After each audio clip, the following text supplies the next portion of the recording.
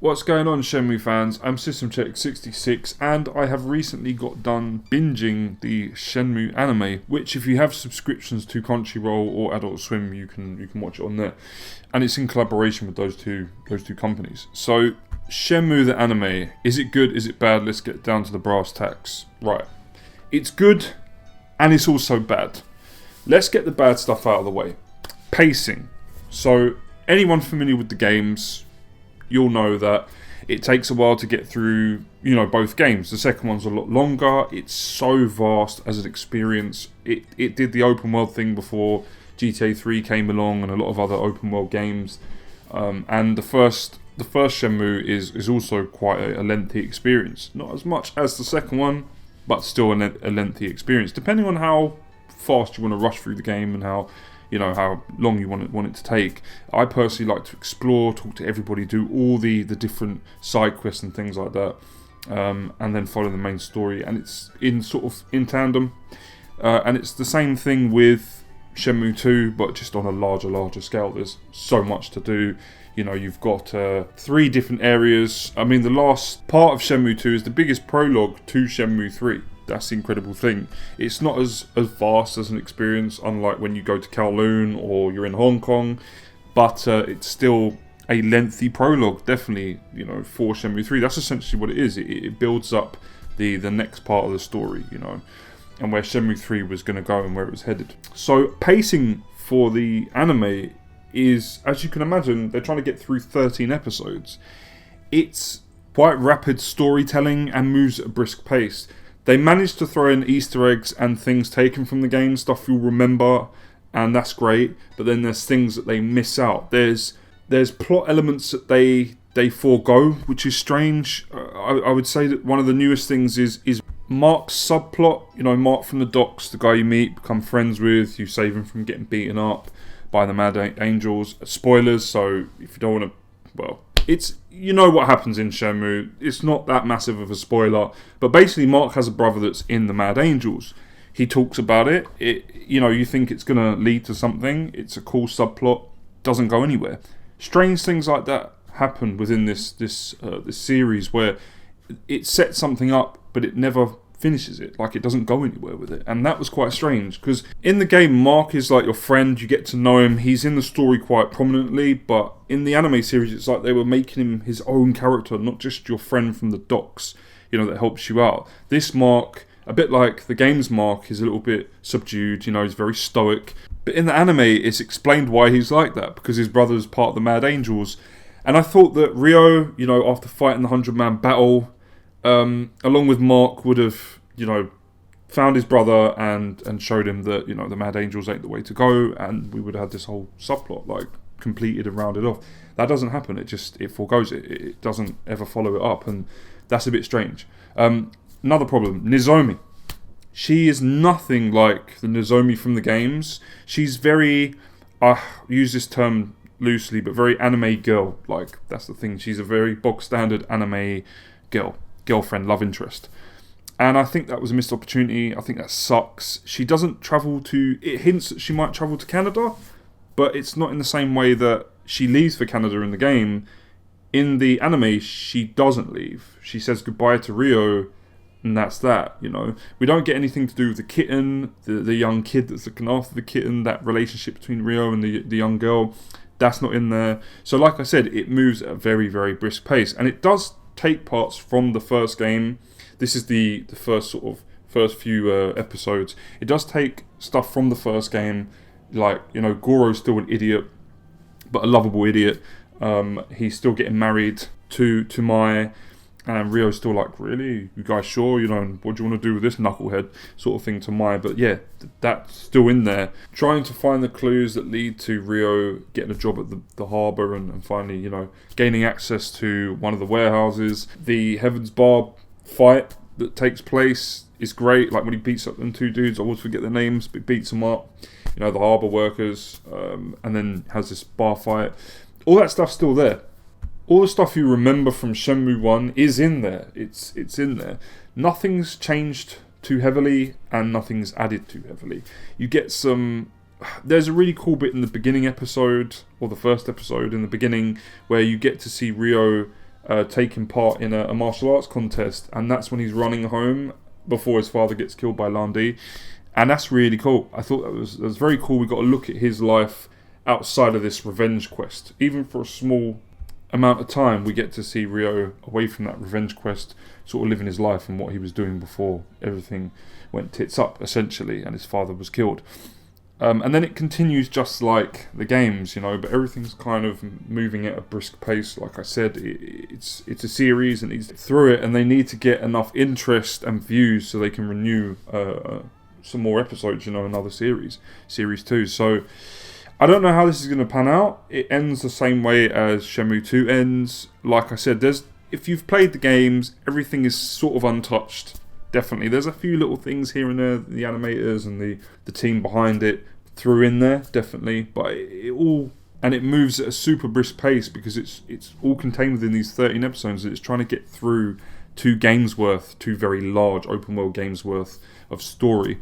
And unfortunately, it suffers from that because the stories contained within Shenmue 1 and Shenmue 2, they move at a rapid pace. Shenmue 2 has a bit more story, definitely. It's stuff from the game that's thrown in there, and it does take its time a little bit more than the first few episodes set in Dobuita, set in Japan. Then when it takes place in China, it's opened, it opens out a bit more. It's opened up a little bit more, and we do get more story beats, and the episodes feel like they take a little bit longer within the middle sort of few episodes. Once he gets to Kowloon, it speeds up. It definitely speeds up a little bit, and once he gets to Guilin, it tries to get to the end. This episode, the last episode, takes place from when Lan Di escapes on the helicopter. Now, I could be remembering this completely wrong, but I don't think Lan Di and Ryo actually have a fight on that rooftop. It's just Lan Di escaping via helicopter, and then he takes on Doi Nu. But in the anime, Ryo and Lan Di have a fight. It's very brief, but they fight. He beats Ryo again. Ryo kind of blocks some of his attacks. He says, "You have improved."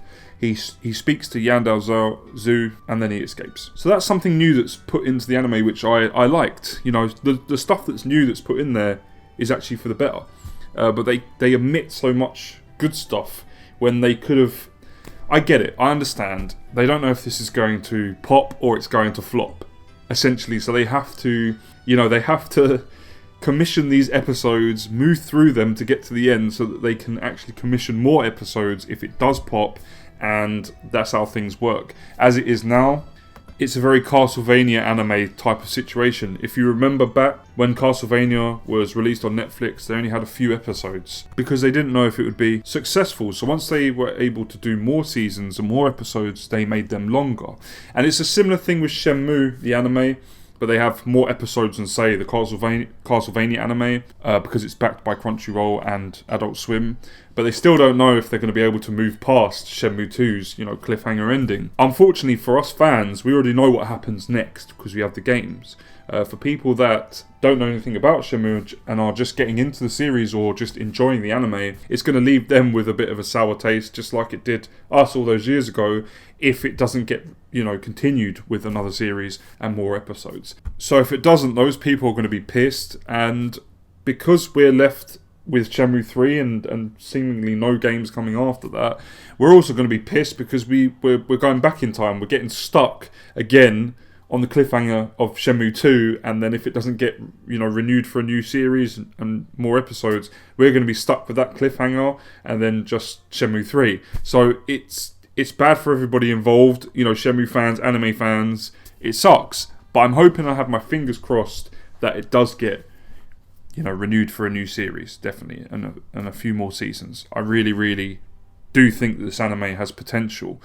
So, continuing with some of the bad things, some of the script is terrible, but it is anime, and the game had terrible script. So, it's got a certain charm to it, definitely. I think one thing is Ryo is severely overpowered in this anime, I've got to say that. I think in the games, they get the balance just right. He's not too strong, he's not too weak. Somewhere in the middle, but he realises that, I'm weak compared to Chai, or I'm weak compared to Lan Di, very weak compared to Lan Di. When he meets Master Li Xiaotao, he gets his ass kicked. He does in the anime and he does in the game, but I do feel like he's overpowered in this anime, definitely. They start him off overpowered, that's my opinion on it. So the script, the fact Rio's a little bit overpowered, but they're minors. They're literally minor gripes. Like I said, some of the characters. Oh, Tom. Let's talk about Tom. Like Tom, such an iconic character within Shenmue. He gets brushed off definitely in this anime.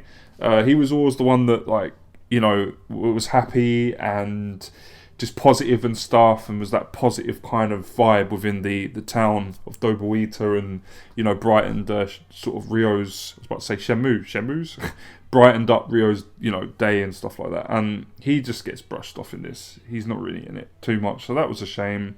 There's characters that are omitted completely, definitely, like a lot of Rio's friends. They're omitted. Ino-san and Fuka-san, they're both kind of barely in this anime. I would say Fuka-san is a little bit more in it than Ino, but yeah, they're not really in it too much. It's just barreling forward, trying to get all the story out of the way, set in Japan. I liked how they portrayed Chai and the fights and battles between Rio and Chai. I liked how they portrayed Guisang and Master Chen, Joy, Ren. All those characters were portrayed well. Those are the characters they portrayed perfectly fine. But then you have things like the 100-man battle, which is iconic for us Shenmue fans. I absolutely love it. They loved it so much in the game that you're able to replay it once you finish Shenmue. And they didn't do the best job with it here. It's okay. It's decent, but it doesn't have that same impact, definitely. I don't know why. Maybe it's just because it is, being portrayed in an anime rather than, should I say, you actually playing through it. But yeah, it just wasn't as iconic. Still cool, just not as iconic. Terry's still a great bad guy. Mad Angels are still great, and like I said, there's little things thrown in here and there that are new and not from the games. But all in all, the disappointments are minor. Definitely, I would say they're minor. There's definitely some disappointing things. You're going to be able to pick up on them once you watch the anime series, or if you have already, and they are minor in the grand scheme of things. I think it's great that in this day and age we are getting something that is a love for the Shenmue games, the Shenmue series. They're not just brushing this series under the carpet and leaving it where it is. A lot of people are disappointed with Shenmue 3, and don't get it twisted. I can see why. I definitely can see why. I put my full amount of money down and I bought the game, and yeah, there was disappointments. If I remember right, I think I gave it like an 8 out of 10, maybe a 7.5, because I knew it wasn't perfect. No game is, let's be honest. I knew it had issues. I know people that were backing it were pissed. I get it. It's definitely a Mighty Number 9 situation where they promised this stuff and it didn't really live up to it. But for what it is, and the fact it continues Shenmue on, I still had love for it. I still saw some of the beauty within that third entry, definitely. It is disappointing, don't get me wrong, but I just think that the fact that we've been able to get a third game, out of this series, and also now an anime series, which I really hope, continues and just grows and grows and goes from strength to strength, because I really want to see the conclusion to Shenmue. I'm still there. I still want to know what happens. I still want to know what all this magical stuff's about within the series. And the series is kind of based in, or it's steeped in reality, definitely. It's heavily steeped in reality. It has a little sprinkling of fiction in there, but it's more based in reality. And I just want to know what the hell's going on. I want to know why Iwao was killed. I want to know why he killed Lan Di's father, or at least why Lan Di thinks he was responsible. I want to see Rio's journey continue and see whether he lets revenge consume him, or he does actually break away from that.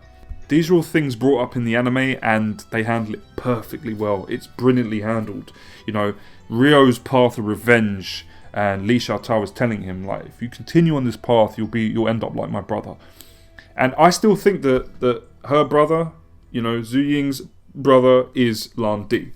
I just have that vibe about it. Maybe it's been confirmed that it's not. I don't know, because I haven't really spoiled a lot of stuff when it comes to Shenmue. I like to just see the stories as they happen. It's one game series that I don't want to ruin for myself. So, but I still think Yeah, I still think Lan Di could be her brother, definitely. They just swapped the names a little bit, you know what I mean? He became Lan Di, but originally he was called something different. I always forget her brother's name, but yeah. At the end of the day, Shenmue is really about Ryo's story, and they handle that perfectly fine. It's brilliantly handled. It's in good hands. And that's the main thing we want to see, is Ryo Hazuki, his story. So yeah, good things. The stuff they get right, the plot points they take from the games and they handle in the anime, they do brilliantly. They do amazingly. The vibe and feel of the anime and how it feels like Shenmue, that music, that iconic music that plays. They use it a little bit too much. It's a little overused here and there, but still, it still sends tingles down my spine every time I hear it pop up, and you know something epic's about to happen. So they had all that stuff like really well. The animation quality, a lot of people were like, oh, the quality is a bit better. I don't think it is. I like old school anime and how that looks. I think the quality of the animation is perfectly fine. I think it's perfectly fine. I don't see anything particularly wrong with it. It might look a little cheaper than, say, other animes, big budget animes. We're talking like Naruto, something like that, but it's not far off. I prefer the quality of animation from this to Ghost in the Shell, definitely the last Ghost in the Shell that we got on Netflix, because I didn't really like that style of animation. So, a lot of people are kind of putting this down for its animation quality, but I don't see a massive problem. I've got to be honest, it's a bit strange. I've got to say that a lot of people don't like the animation quality of Mortal Kombat and those films, but it's got its own style, its unique style. So it's a very Western looking anime, but I like it. So it just depends on your personal taste, but I think people are being a little bit snobby when it comes to the animation style of this, definitely. I mean, this is like, it's almost like a Kickstarter backed project, let's say that. It's essentially a Kickstarter backed project. Crunchyroll, Adult Swim, they've only got a certain amount of money, and they have put the money behind this, and I think that's incredible. The fact that they've actually put money behind a Shenmue project is great. So I don't think animation is that bad. I don't know what people are speaking about, but hey, you guys can tell me in the comments section if you don't like the anime quality. Just let me know why, for what reason, because it's got me stumped a little bit. I think that when the script works, another good point, when the script works, it works really well. I think that even though, like I said, it barrels forward, it doesn't really ever let up. They could have, if they had enough money, they could have split these episodes. They could have split the series, into even more episodes. And we would have had more characters introduced, and the plot could have taken its time a little bit more like the games does. But at the same time, it's kind of cool that it moves at such a brisk pace, and you don't have to be sitting there watching episode 240 like Naruto or any other anime series just to get to the good bits, the good parts. And I do think that's also a positive as well as a negative. It's a drawback as well as a positive as well. All the characters like Chai, the bad guys, specifically Chai, Lan Di, Doi Nu, Yuan, they're all handled brilliantly. Terry, they're handled brilliantly. The two bullies, I always forget their names, but Ryo beats them up in the park. They're handled brilliantly, and they are some of the best parts, definitely, of this series and of the games. And so these kind of threats that Ryo has to come up against, and he always beats them and defeats them. He beats Doi Nu exactly the same as he does in the game. There's shots that are literally ripped from the game, and I think that's commendable, definitely.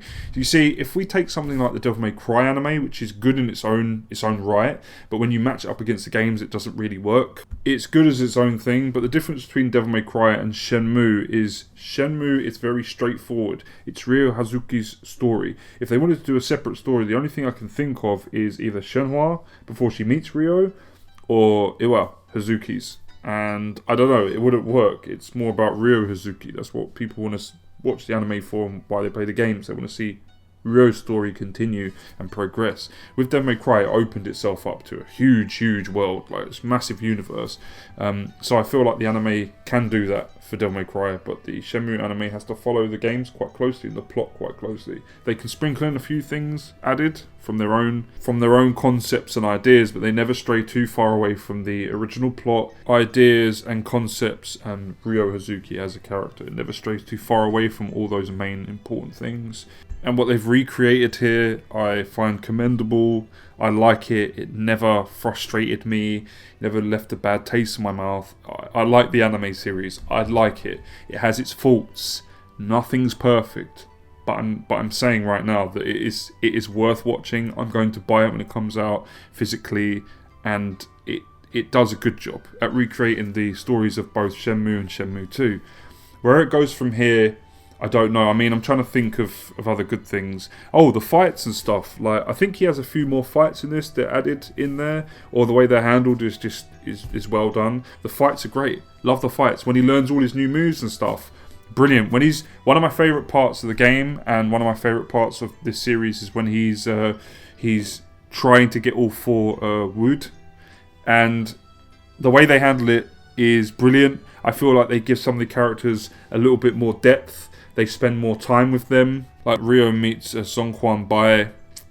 It's so good. Like he's got more depth to him as a character. Ryo spends more time with him than he does in the game. It's all handled brilliantly. Everything is recreated just fine, and I think it actually adds a bit of depth to the characters and stuff.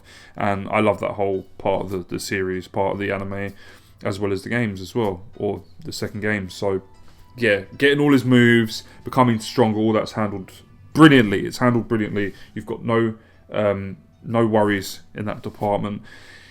And like I said, the story is handled well. Where it starts to falter, obviously, is when he gets to Guilin and it speeds up like rapidly. It just tries to get to the end of it, and that's a shame. You know, I know the game sort of did that, but you still spent a lot of time with Shenhua and, you know, walking through the forest and things like that and going through the mountains.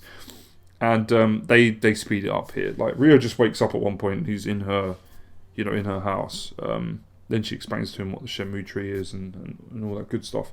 But it does speed up, but I half expected it, because as I got to half of the episode where he sees Lan Di escape on the helicopter and he beats Doi Nu, I knew they were going to be chucking the moments in Guilin in there and trying to get through it as quick as possible, and that's what they do, and it ends on the cliffhanger. And that was a bit of a shame, because, you know, I did feel like it was moving at a rapid pace. Each episode is around 23 minutes long, and I really do think, like, budget-wise, they were only able to commission 23-minute long episodes, and maybe that's how things usually work out, you know, when it comes to, because I'm not an expert at how long anime sort of episodes are. Normally I just sit down and I watch them, but I think they're slightly longer maybe than this. It just depends. It's, you know, it depends on how much money they got, and, you know, there's so many different factors. But I think what it did for 23 minutes each episode was fine. There's a lot of content here to love if you're a Shenmue fan. If you're into anime, it's going to get you into Shenmue, definitely. It's a decent anime sort of series. I would say I rate it about 7 out of 10, definitely. Maybe even an 8. I'm actually going to, you know what, I'm going to go to an 8. I'm going to rate it an 8 out of 10, because I think it's handled, like, really well. I really do. It's an 8 out of 10, definitely. Yeah. So yeah, I want to see this continue. I want them to get past Shenmue 3, deal with Shenmue 3, go to Bailu Village. You know, we get to see Ryo in Bailu Village, interacting with everybody, you know, fighting thugs, all that stuff that he does normally. And then, you know, and then move on with the story, sort of tell Shenmue 3's story. And yeah, Ryo meets up with Ren again, you know, all that stuff continues with Shenhua, sorry, or we'll say Shenhua.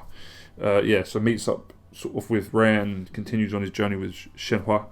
And yeah, and then we get past Shenmue 3 story, and we can, you know, that cliffhanger at the end of Shenmue 3, we can move past that, and they can finally continue the story, and hopefully, fingers crossed, we get an end to the tale. You know, we get to find out what actually happens in the end, and they work closely with Yu Suzuki and the people who made Shenmue and Shenmue 2 to finish the story. That would be brilliant, because all us Shenmue fans want is for Shenmue's story to be told finally, and we get a conclusion, an ending to everything. We get to find out what the hell is going on and what's been happening. So that's all we want as fans. And if this series does well, please watch this series. If you're a fan, you know, or you've just got into Shenmue, please watch this series and get it commissioned for another season. Do you know what I mean? Or, you know, 3 more seasons, that would be great. I think it would only take 3 more seasons to maybe finish the story, maybe 4. But if we can get that rolling, then that would be brilliant. So support this anime, please. If you're a fan, or you're just into anime in general, it's a great anime series. I give it an 8 out of 10, definitely. Yeah, it was brilliant. I loved it. I really did. Like I said, the bad points are so minor and minuscule. It sounded silly me having to go through them in this review, retrospective look at the series, whatever you want to call it, just thoughts and opinions, whatever you want to class this video as. It feels a bit weird and disheartening to talk about bad points if there's something I genuinely, truly really liked. But it has to be done because it does have faults. Do you know what I mean? I can't just sit here and say, oh, it doesn't have any faults, it's perfect, because it's not perfect. But for what it does, I think it's a crowd pleaser. It's definitely going to please Shenmue fans, I think. I hope anyway. In the comment section, let me know if you're a fan and if you liked it or you didn't like it. I'd love to hear from you guys. I know this is a long shot, but I want a Shenmue 4 and a Shenmue 5 if that's what it's going to take. Can we get that rolling? Can we get that ball rolling? Come on, Sega, please. You've got enough money. Pick up Shenmue 4, pick up Shenmue 5, please. Let's get the story told in video game form. Let's get the anime, continuing the story of Ryo Hazuki. Let's just get more Shenmue. That's what I want. So, anyway, that's it from me. If you enjoyed the video, go ahead and leave me a like. Subscribe to the channel if you're a huge Shenmue fan like myself, because I'll always keep you updated with any new Shenmue news. And until next time, I've been System Check 66, and I'm signing off.